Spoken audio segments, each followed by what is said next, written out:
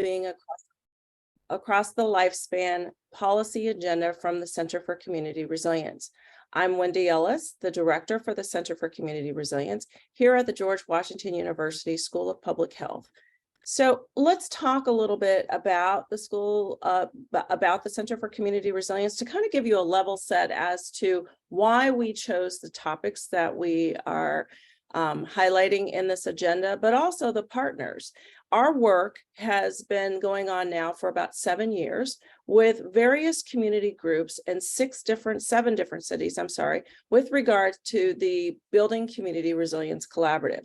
These are community-based cross-sector coalitions that are aimed at addressing what we call the pair of ACEs, adverse childhood experiences in the context of adverse community environments. Now, this isn't just looking at the classic adverse childhood experiences that we know from the science, but also understanding that the experience of racism and discrimination, that gender inequality are also adverse community environments, but also adverse community experiences for particularly children and families. Our networks, because of this understanding of the experience of trauma that is also steeped in structural racism, has leaned very much into conversations to help foster equity. And so our work has also created a line of tools to help community coalitions work around conversations to understand what is inequity, what is structural racism, and get to the truth of the matter to help address both the structural and policy issues that drive adversity in our communities. This is actually part of and center of the work that we do with the Resilience Catalyst in Public Health, with a national network of local public health leaders that are putting at the center of their issues structural racism and dealing with many of the very upstream policies that drive negative outcomes in our communities. This partnership with CDC and the National Association of City and Health Officials supports these local public health leaders to address issues such as the root causes of gun violence, as well as the root causes of racial disparities in our communities. Of course, all of this, as you've heard, comes back to policy, big P policy. What are those policies that have been written with the intent to drive disparity across racial lines, across gender lines, and geographic lines? Understanding this from the community perspective is very much what informs our policy agenda. And so this policy agenda, as I mentioned, reflects the feedback that we've received from this national network of partners, local public health, child health systems, community members, grassroots groups, mothers groups, labor groups, police, law enforcement. Even some of our judges in many of our communities have been part of this work of really getting into the soil to understand what is driving inequity.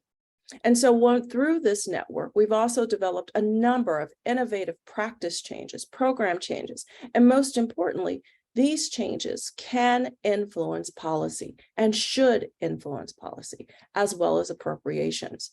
As we discuss in many of our community conversations, our local budgets, our state budgets, our federal budgets are moral documents.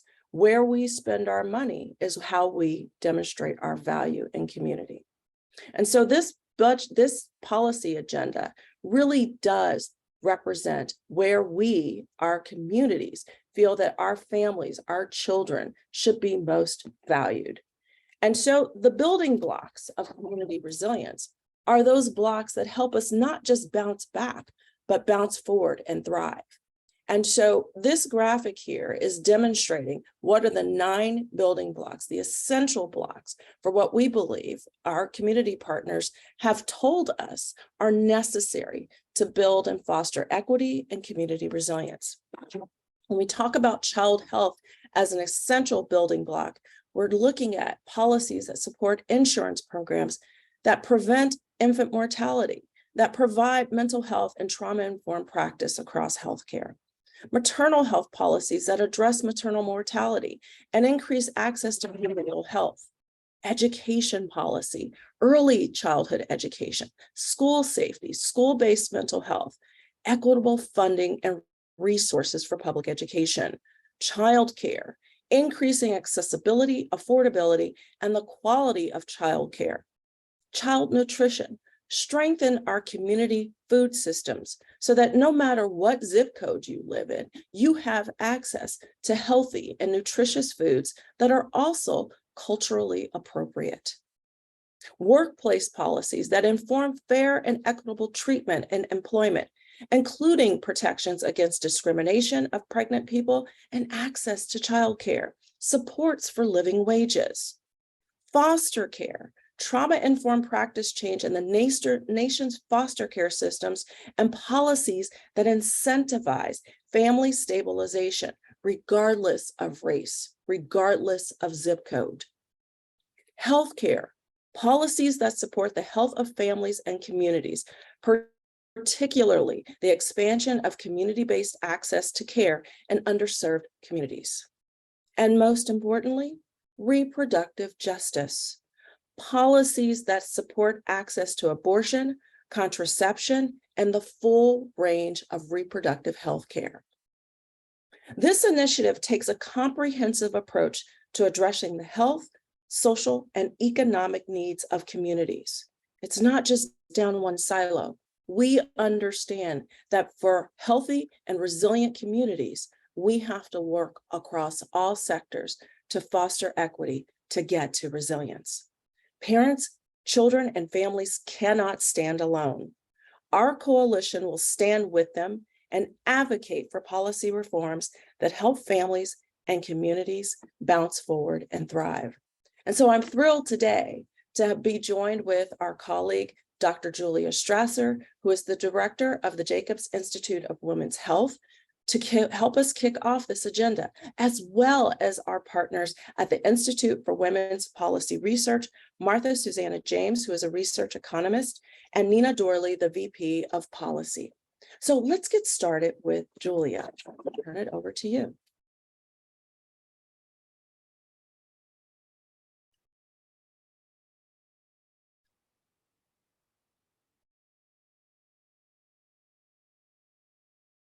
I'm hoping you can all see the right screen now. Yes? Okay, thumbs up. Great. Thank you, Wendy, for the introduction. I'm very excited to be here and be part of this conversation. As Wendy mentioned, I'm Julia Strasser. I'm the director of the Jacobs Institute of Women's Health here at GW, and I'll be talking about reproductive health, rights, and justice today. I wanted to start out with talking about language so that we could all sort of be on the same page and develop a shared understanding of what we're actually talking about today. So you may have heard people talk about reproductive health, and when we say that, we're talking about medical care for individuals that affects reproduction. When we're talking about reproductive rights, it's the laws and policies that affect those reproductive health services. And when we're talking about reproductive justice, this is a movement that was developed and continues to be led by Black women. It focuses on those who have historically faced substantial barriers in accessing reproductive health services. And it specifically focuses on access and bodily autonomy, including decisions about whether or not to parent and to be able to parent in safe and supportive communities. Sometimes people will talk about these as women's health issues, and they're certainly central to women's health. But I want to say that reproductive health, rights, and justice affect women and men, families, children, non-binary, and gender diverse individuals. So it's not just a women's health issue. So, there we go. So where are we now? As many of you likely know, again, I just wanted to make sure we were sort of do a level set here with where we are with policy. So Roe v. Wade, which was decided in 1973, prohibited states from banning abortion after viability, meaning survival outside of the uterus. And then later in 1992, Planned Parenthood v. Casey established the right for states to regulate abortion services, meaning restrict abortion services, before viability, as long as it didn't place an undue burden on people seeking an abortion. So last year in June, when the Dobbs v. Jackson case was decided, both Roe and Casey were overturned. So what we're left with now is that there's no longer federal protection to abortion, and the authority to regulate abortion services has been returned to the states. So what we have now is this rapidly changing patchwork system of policies that are decided at the state level. So you can see here, this is a set of maps from the New York Times. The ones that are in red have either a full or partial ban on abortion. The ones in green have some protections for abortion services. And the ones that are hash marked have tried to initiate bans, but those have been blocked in the courts. So we have this really fast changing and completely variable set of policies that are decided at the state level. I wanted to dig in a little bit more to what those actual restrictions look like. This is not a comprehensive list of every restriction, but these are some of the very common and most restrictive ones. This data comes from the Guttmacher Institute. They have an interactive map. So if you want to dig in particularly to your own state, it's very helpful. So looking at the patient level, there are 43 states. So most states that prohibit abortion after a specific point in pregnancy. These usually have an exception for the patient's life or their health. There are 36 states that require some type of parental involvement in a young person's decision to have an abortion. There are 24 states that require a person seeking an abortion to wait a specific period of time. It's usually 24 hours between when they have a counseling appointment and when the procedure is performed.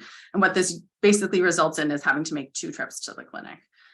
And then there are 17 states that require individuals to receive counseling before an abortion that includes information that is not supported by the science, so including risks that haven't been proven in any way by the research evidence. Then there are restrictions on providers of abortion care as well. So there are 45 states, so again, almost all the states that allow individual healthcare providers to refuse to participate in an abortion. There are 32 states that require an abortion to be performed by a physician, meaning it prohibits other qualified providers like nurse practitioners, certified nurse midwives, PAs, who we know from lots and lots of research evidence can safely and effectively provide this care. We know that restricting access to abortion through policy does not, in fact, reduce the need for abortion. Instead, what happens is that people who are seeking abortion care have to jump through significant hoops to be able to get it. So this comes from a recent study out of Texas that is showing what current Texans who could not obtain abortion care in their state would consider doing to be able to obtain abortion services. So including driving to another state, flying to another state, obtaining abortion pills via telehealth, obtaining abortion pills from another country, et cetera. So we know that restricting abortion doesn't reduce the need, it just creates significant hurdles. So without access to abortion care, that is a huge and significant challenge on its own. It also has these ripple effects across the full scope of pregnancy care. This is a point that my team and I made in this Health Affairs Forefront. I'm happy to share the link with anyone if that is useful. The issue here is that the same set of procedures and medications and the same clinical training that a provider needs for abortion care is the same training and procedures that are required for other pregnancy-related care like miscarriage management. And for context, between 10 and 30% of pregnancies end in miscarriage. This is a very common occurrence. Now, even before the Dobbs decision, Catholic hospitals, which make up about 10% of hospitals in the US, banned any termination procedures, whether they were for abortion or not. There is tons of both research and anecdotal evidence that tells us that these policies led to life-threatening infections, significant bleeding, and other serious adverse outcomes. You can see I sort of did a poll quote here from the Health Affairs piece about a woman who was denied a DNC until she had lost 40% of her blood volume. So this is a serious and significant health outcomes that can result from this. Now, again, sort of to go back to Wendy's point, we know that this is not felt equally across the population. The ongoing legacy of structural racism means that pregnancy outcomes already are significantly worse for Black women and other birthing people. So what you're looking at here in this chart on the right, this is from UC Boulder. The gray bars are showing the number of maternal deaths per 100,000 pregnancies before the Dobbs decision. And you can see here that for non-Hispanic Black women, it's nearly 3 times as high as it is for non-Hispanic white women. Then the black bars forecast using their model, the number of maternal deaths that will happen after abortion restrictions are in place. So not only is the rate of maternal deaths higher for non-Hispanic Black women, but will significantly rise even higher. So restricting or reducing access to abortion continues to exacerbate these existing inequities in our society. So I'm going to do sort of an overview of some things that have happened recently at the federal level. So in July of 2022, so right after the decision, HHS issued guidance on EMTALA that reiterated that hospitals and physicians are obligated to provide stabilizing care at the emergency department, including abortion and medically appropriate circumstances. And this guidance was supposed to fix that issue that I just talked about, of hospitals being able to refuse providing pregnancy termination care because of the proximity to abortion, even in circumstances of significant bleeding, life-threatening infections, et cetera. In January 2023, so this just happened, FDA changed the REMS for mifepristone, which allowed licensed healthcare providers and licensed pharmacies to be able to prescribe or dispense it. So that is a potentially policy that will potentially expand access significantly. At the same time, FDA declined to add miscarriage management to the label for mifepristone, even though we have strong research evidence that is supporting the efficacy of this medication and the safety of it. And then at the same time, the Department of Justice issued a memo stating that shipping mifepristone for use in lawful abortions, so meaning to states where it's not banned, is allowed. I want to note that there is a lawsuit underway right now. It can be decided as soon as this month that could revoke FDA approval of mifepristone. And sorry if I haven't already said this, and it may be repeat information for many folks on this call, but mifepristone is the first medication in the series of medications that make up a medical abortion. And so if that is the case in this sort of worst case scenario, then mifepristone could come off of the market entirely for the whole US. I wanted to also talk about programs, because I think, especially in public health, we think about policy and program going really hand in hand. We know that low income and underserved populations are more likely to need abortions and also more likely to experience barriers in getting them. So I wanted to, in particular, talk about two major safety net programs. So Medicaid generally does not cover abortion services except in narrow circumstances, like threat to the life of the pregnant person, rape, or incest. And that's because of the Hyde Amendment, which has been longstanding in the US. So repealing the Hyde Amendment would make abortion care significantly more accessible for low income and underserved patients. The EACH Act was introduced in the House in January 2023, and that would repeal the Hyde Amendment. Its future is uncertain, but even if without repealing Hyde, so as sort of a middle step, one thing CMS could do would be to codify the requirement to cover miscarriage management, so that because that is a permitted service under Medicaid, but CMS could take an additional step to be sure to codify that, again, related to this issue of the sort of interplay between abortion services and miscarriage management services. I wanted to talk also about Title X, which is the Family Planning Safety Net program for the US. Title X does not provide coverage for abortion care. It never has, but there has been a sort of spillover effect here. So during the Trump administration, a rule went into effect that disqualified family planning clinics from receiving funding if they also provided abortion services, again, which are not covered by Title X, and or if they referred clients for abortion care. So before this rule went into effect, there were 4,000 sites, a little over 4,000 sites, providing care to 3 million patients. You can see this infographic on the right from NIFRA, that 6 out of 10 women who use a Title X funded health center say that it's their only source of care. So this is a critical safety net program. After this rule went into effect, 1,000 sites or so drop out of the program, and the total number of patients drops to 1.7 million. So continuing to rebuild and strengthen that program after this rule that essentially gutted the Title X network is a way that we could strengthen the reproductive health safety net in the US. I talked earlier about state level restrictions. I wanted to share some good news about what's happening at the state level and share some information on protections. This is from the Center for Reproductive Rights. It's an interactive map.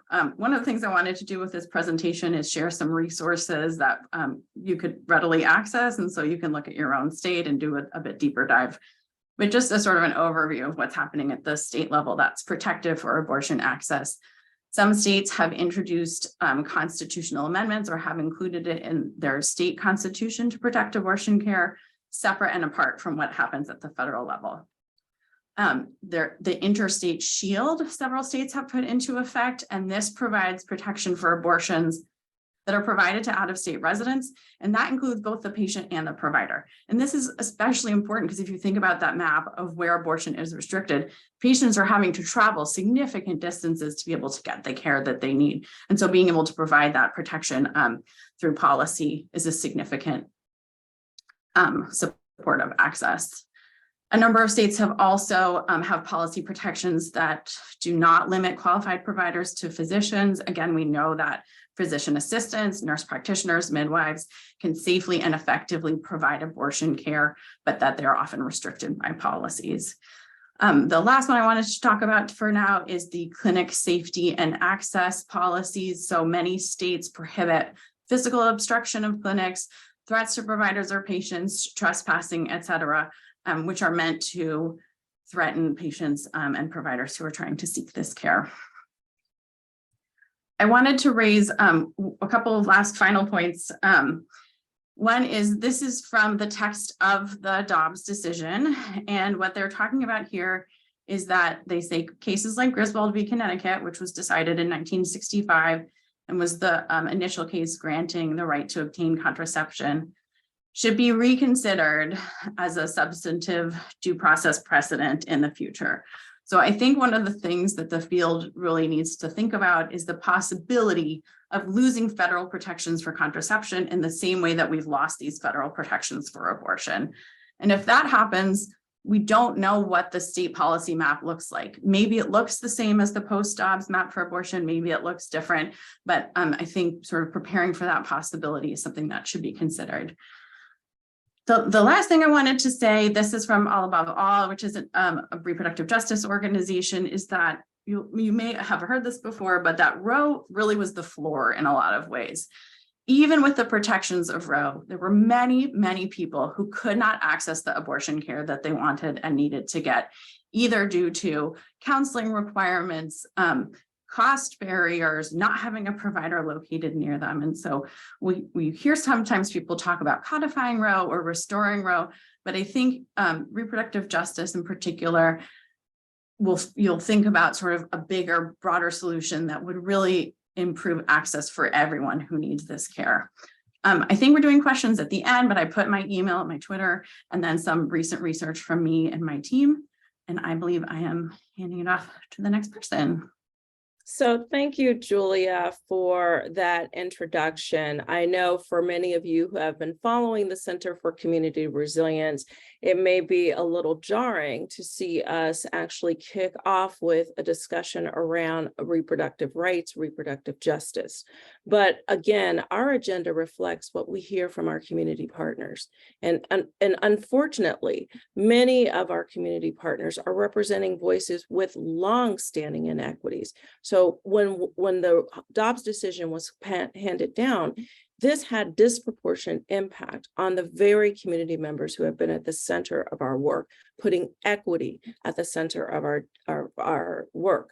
So just to give you a few more statistics to understand why we're taking such a comprehensive approach to community resilience, a few statistics. States with lower minimum wage, anti-union legislation, restrictive Medicaid eligibility for low-income patients, and limited reproductive rights also have a 28% higher divorce rate, a 32% higher infant mortality rate, a 50% increase in birth rates among young women 15 to 19 years old, and 17% increase rate of children living with a single parent. This is not something that we just pull and do idly. This, again, represents many of the voices from the community partners that we work with. So it's not enough to talk about healthcare to produce health, but this agenda aims to provide a pathway out of poverty and an equitable opportunity to optimal health, social, and economic well-being for American families. As we work to rebuild communities in the wake of the COVID-19 pandemic, our agenda seeks to promote healing, foster equity, and create opportunities for children and families to thrive by investing in the building blocks necessary to promote community resilience. An important, in addition to reproductive justice, an important building block of that is actually economic justice and understanding what we need to do to close both the racial wealth gap as well as the gender pay gap, to support families where they need childcare support as well as other economic supports for well-being. And that's where I'm going to now hand this over to our colleagues at the Institute for Women's Policy Research.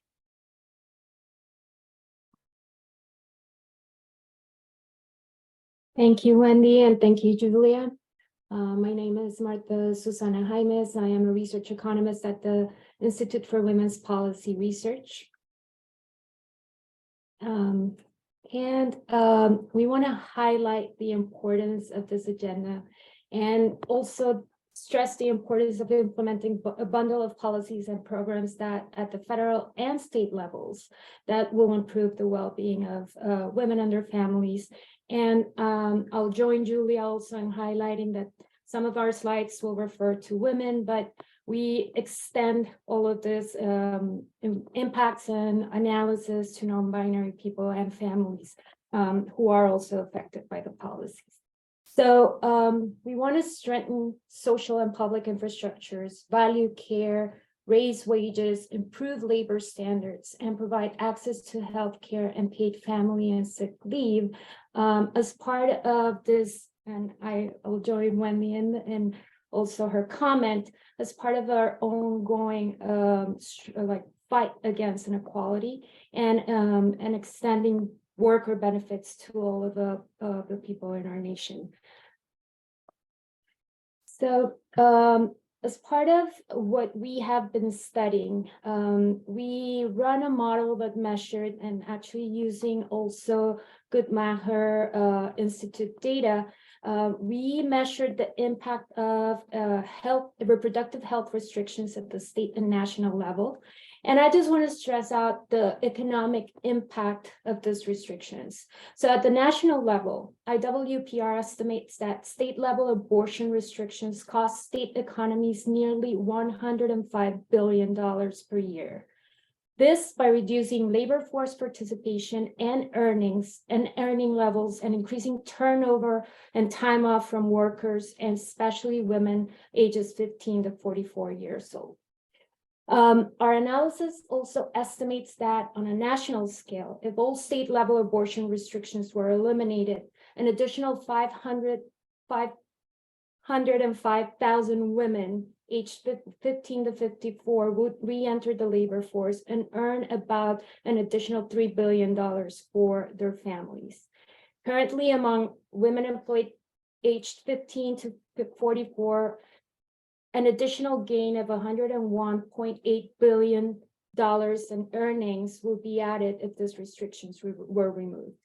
The income of individual women aged 15 to 44 would be nearly $1,610 higher, with an impact of a differential impact of Sierra and Vermont, which has a higher ranking according to our reproductive health index, compared to 2,879 in a state like Nebraska with higher restrictions.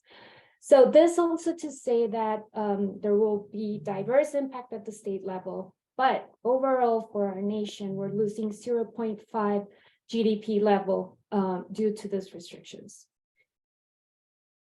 Now, to add to this, it's not just about the GDP level. We know that in 2021, the gender wage gap for all workers with earnings was nearly 23.1%. A gender gap that represents that women only gain 77% of what men gain, and just to say 77 cents per every dollar that men earn in all levels of employment. So we're also stressing that it's all connected. Reproductive rights in the United States and women's well-being are part of a bigger problem, right? So Protecting workers' rights and providing benefits will improve economic inequality, economic well-being, and most importantly, health across racial and ethnic groups. Access to paid sick leave, paid time for doctor appointments, or paid vacation is not equally distributed across all racial and ethnic groups. So it's not just about this reproductive access to reproductive health, it expands to the whole set of benefits that a worker has a right to, and it will also impact our families. So according to the reproductive health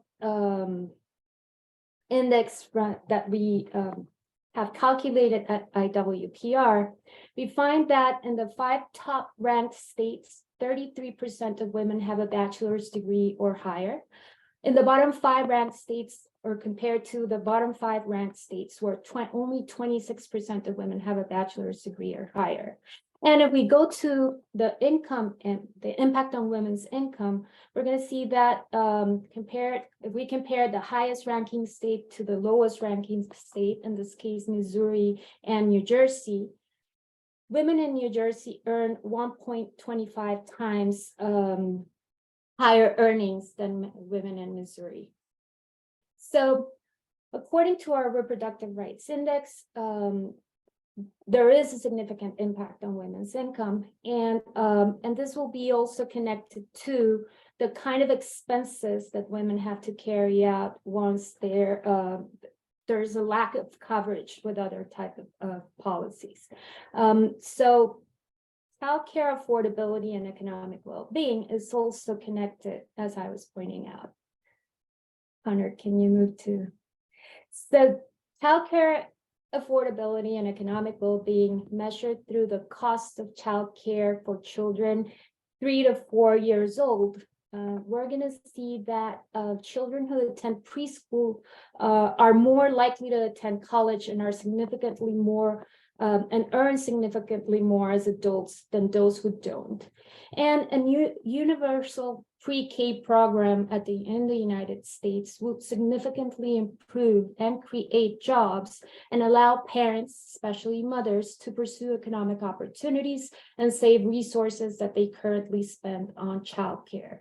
So measuring the impact of the universal pre-K program allowed us to estimate that nearly $17 billion will be saved to them, will be the impact of the savings on families who have children 3 to 4 years old. So if you think of this, if we incorporated children up to the age of 12, the potential economic impact will be even higher. So this is just for children between 3 and 4 years old, which are the ones who have the most pressing need of childcare.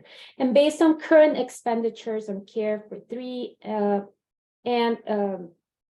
and 4-year-old children, we find that single parents spend almost 75% more on childcare than 2-parent households, and that Black families will benefit from pre-K universal access, especially because when considering the level of income, we're seeing that 12.3% of their income is spent on childcare. So there are significant racial disparities as well, as you can see in this slide. Then finally, we want to stress out and join the agenda by highlighting what was relevant to women to recuperate from the economy, from the pandemic and the hit in the economy, especially because there was women who had to leave the labor force, sacrifice their level of earnings to take care of their families and their children. So the most important policy priorities that women highlighted in a survey carried out by IWPR in 2021. As you can see here, we find that healthcare was a huge priority. And of course, a recuperation from the economic recession, where one of the elements that was highlighted was also that there should be universal access to healthcare. So now we'll move to the policy agenda, and I'll give the part to Nina. Hi, all. Thanks to Wendy for having us here today in CCR for this webinar, and thanks to everybody for joining. I'm going to try to give a quick overview of where some of these policy priorities stand at the federal level. And we're obviously talking about a huge spectrum of policies. Whenever we get intersectional, you're inherently looking at a large range of things. So I'm going to try not to talk too long and just give a little bit of a snapshot. I do want to flag up front, we're obviously now in a moment of divided government. There are a lot of factors that are making the current federal situation both predictable in some ways, some things you would expect to see out of a divided Congress, with Republicans controlling the House and Democrats controlling the Senate and the White House. But there are also some unique factors to the current situation, including the razor-thin majority that Republicans have in the House and the commitments that Speaker McCarthy had to make to the right flank of his Republican conference in order to get that position.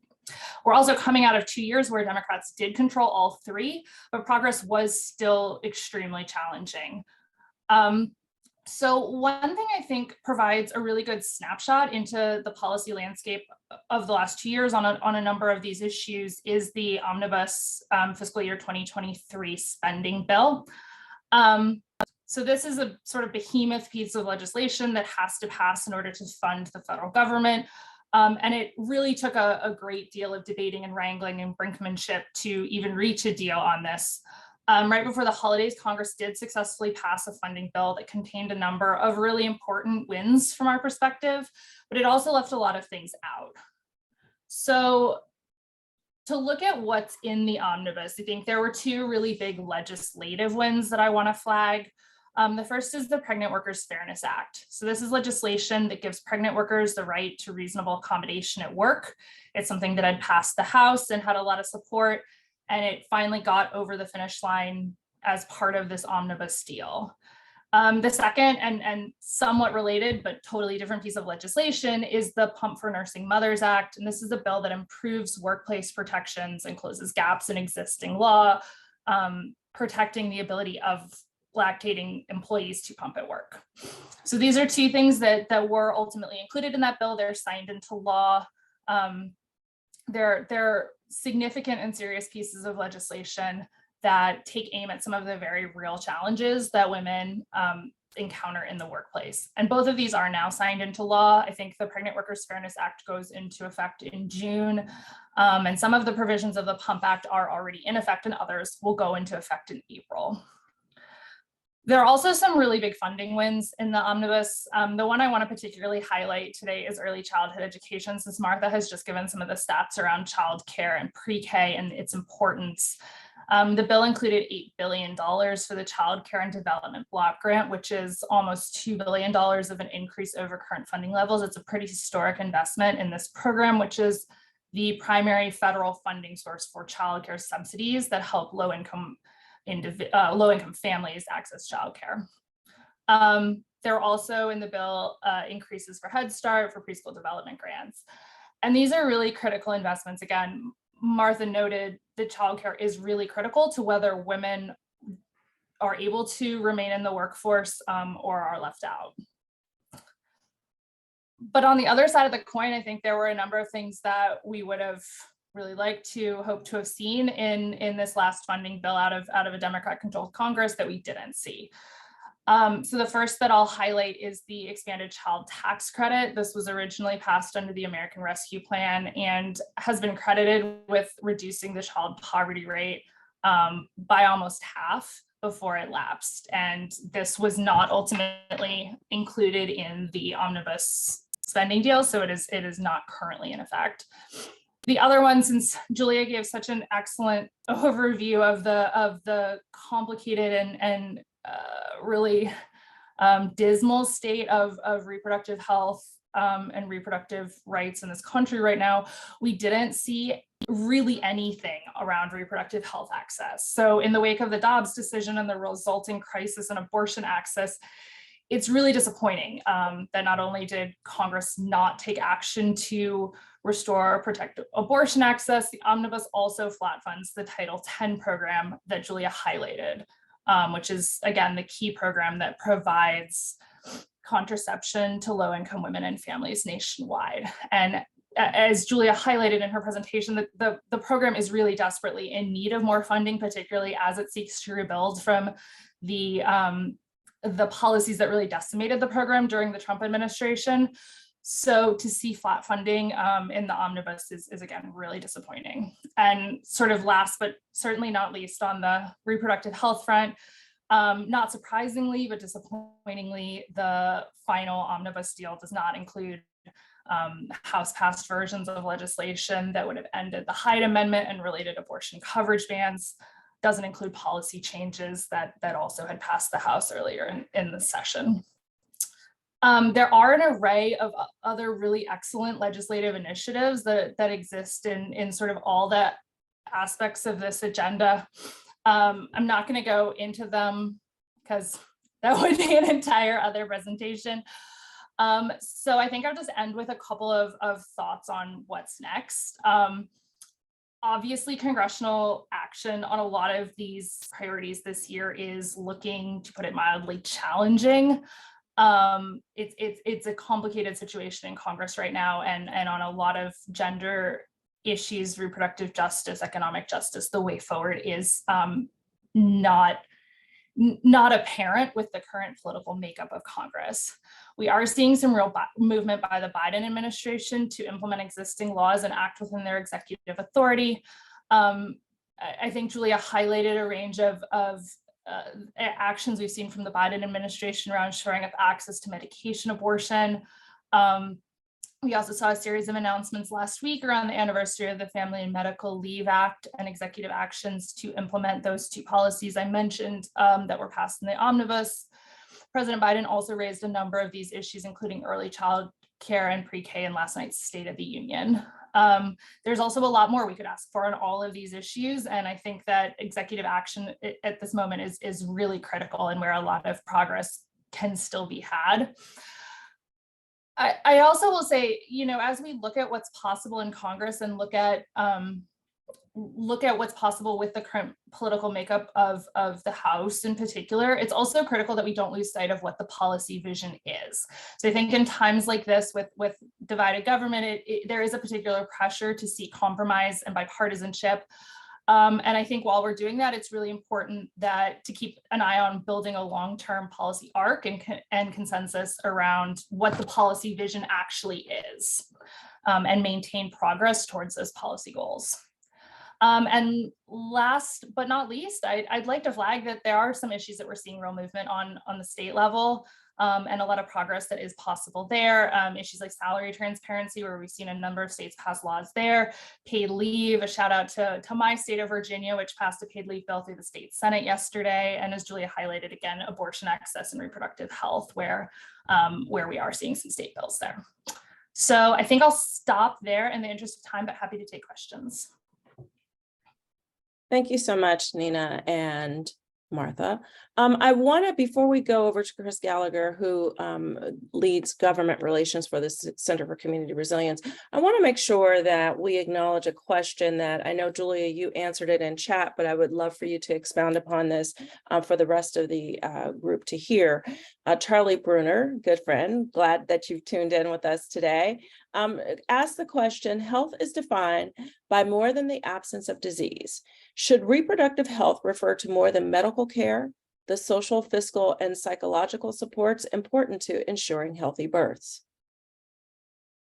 Yeah, I think it's a great question. And I will say the answer, or the sort of definition that I put in the that early slide that I had, is a common one, but it's not necessarily the only one. So I think there are some people that do argue that that full constellation of health services, social, fiscal, psychological supports that you mentioned would be considered part of reproductive health. But I specifically wanted to sort of pull that out from the reproductive justice point of view, because it is this more sort of holistic look at the full spectrum of services, and thinking about not just abortion or not just contraception, but all of these other issues that are related to having healthy births. And then once after you've given birth, and then being able to raise your child in a safe and safe and healthy community as well. So I think it's a great question. And I don't necessarily think there's one single answer that every single person agrees on. I just wanted to present sort of what I think is the most common approach to it. But I do think there's growing recognition, especially with increasing sort of presence of reproductive justice, about the full constellation of issues that are tied together here, and not just as sort of abortion by itself, not in a silo. Hope that answered sort of what you were going for. Thank you so much, Julia, for that. I mean, you really are stressing the point of why we have such a comprehensive agenda. It's that it cannot just be one element. It is all of these building blocks. We know that policies that work for families result in healthier children, higher educational attainment for those children, greater gender equity, increased racial equity, and increased economic growth for our communities. And so this comprehensive agenda is really looking at all of those components that will lead to those growths. So I want to go ahead and pass it over to Chris Gallagher from Potomac Currents, who handles our government relations for the Center for Community Resilience. So Chris, it's all yours. Thanks, Wendy. Let's see if I get my slides up here. All right, everyone can see them, I'm hoping. Great. Well, thanks again, Wendy. And I think Nita did a great job of providing an overview of what's going on Capitol Hill. I wanted to just take a quick 10,000-foot look at some of the federal government funding programs that CCR is looking at.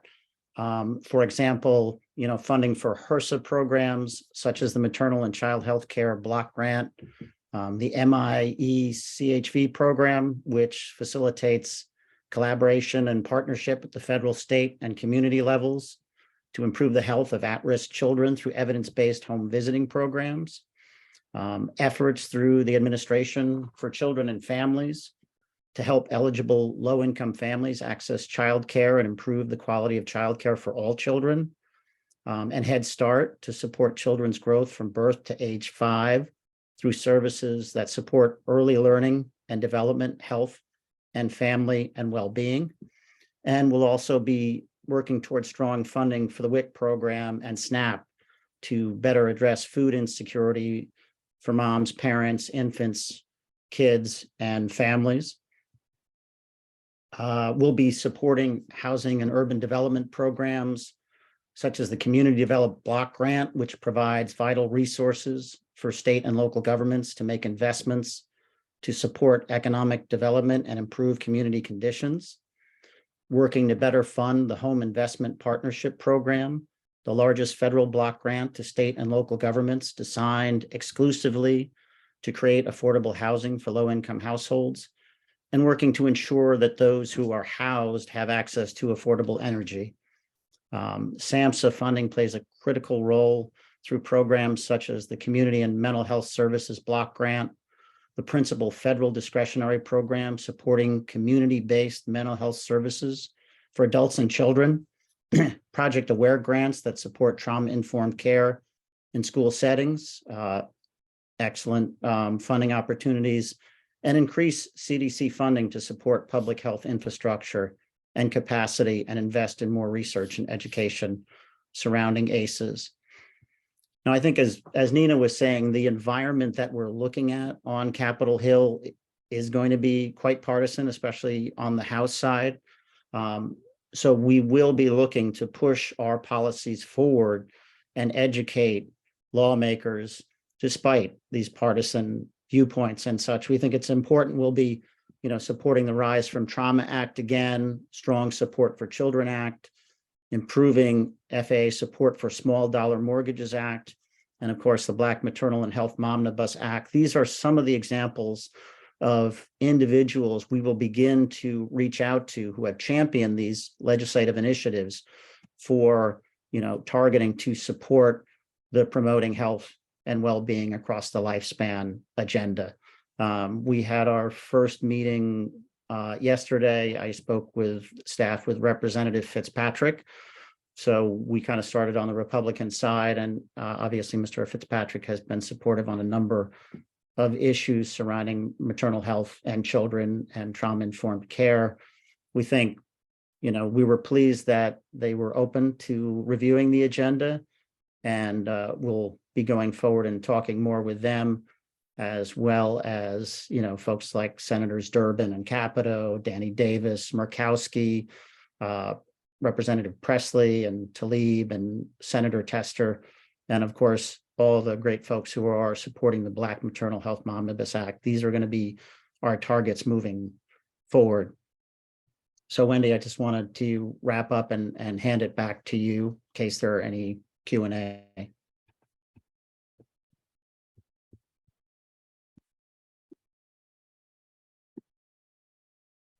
You're muted.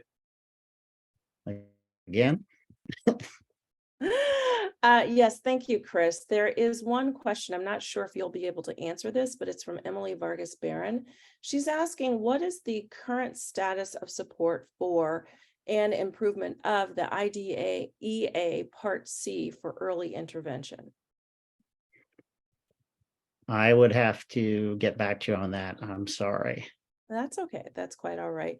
Again, we have just a few minutes. If there are any other questions that you want to put in the Q&A, we can certainly catch those. But I want to let you know, this is, again, not just a CCR-led event.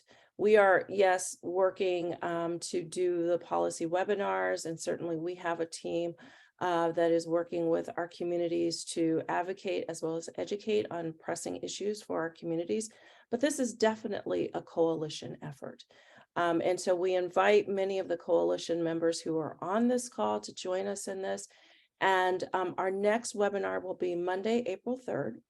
Also happens to be National Public Health Week. And we will be kicking off National Public Health Week with the theme of community. So on that Monday at 1 p.m., we are going to have feature work and reports on policy and improvements of community health, focused on trauma-informed schools, as well as Black maternal health. Our partners from the Committee for Trauma-Informed Policy and Practice will be presenting to talk about many of the issues that are facing community, but also some of the wonderful innovations that have been made with regard to trauma-informed schools. So again, we invite other coalitions to join with us.